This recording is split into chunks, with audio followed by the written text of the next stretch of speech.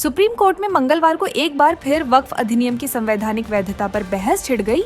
BJP नेता और वकील अश्विनी उपाध्याय द्वारा दायर जनहित याचिका पर सुनवाई करते हुए मुख्य न्यायाधीश डीवाई चंद्रचूड़ सीजीआई की अगुवाई वाली पीठ ने अधिनियम की कई धाराओं को चुनौती देने वाली याचिका को सीधे खारिज करने से इनकार कर दिया और लंबी बहस के बाद उसे एक लंबित मामले में अंतरिम आवेदन इंटरिम एप्लीकेशन के रूप में स्वीकार कर लिया।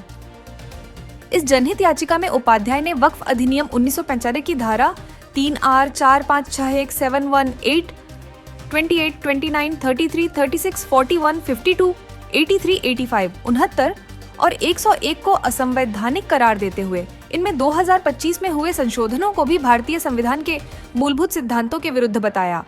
पीठ ने सुनवाई के दौरान याचिका पर समय सीमा को लेकर गंभीर सवाल उठाए।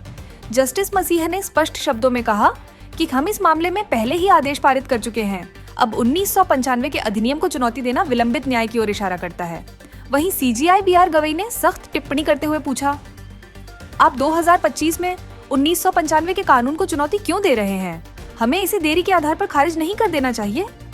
इस पर उपाध्याय ने अपनी दलील में कहा कि सुप्रीम कोर्ट पूजा स्थल अधिनियम और अल्पसंख्यक आयोग अधिनियम जैसी याचिकाओं पर पहले से ही सुनवाई कर रहा है।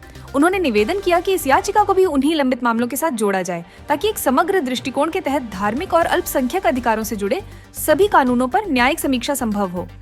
सुप्रीम कोर्ट का फैसला लंबी सुनवाई के बाद कोर्ट ने अंततः याचिका को पूरी तरह खारिज करने की बजाय एक लंबित मामले के साथ अंतरिम आवेदन के रूप में स्वीकार कर लिया।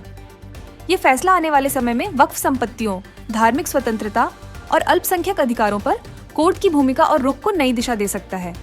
इस प्रकरण ने एक बार फिर भारतीय न्याय प्रणाली के सामने ये मूल प्रश्न खड़ा कर दिया है, क्या दशकों पुराने कानूनों की वैधता को आज चुनौती दी जा सकती है? और क्या धार्मिक संस्थाओं को दी गई विशेष कानूनी छूटें संविधान की आत्मा के अनुरूप हैं?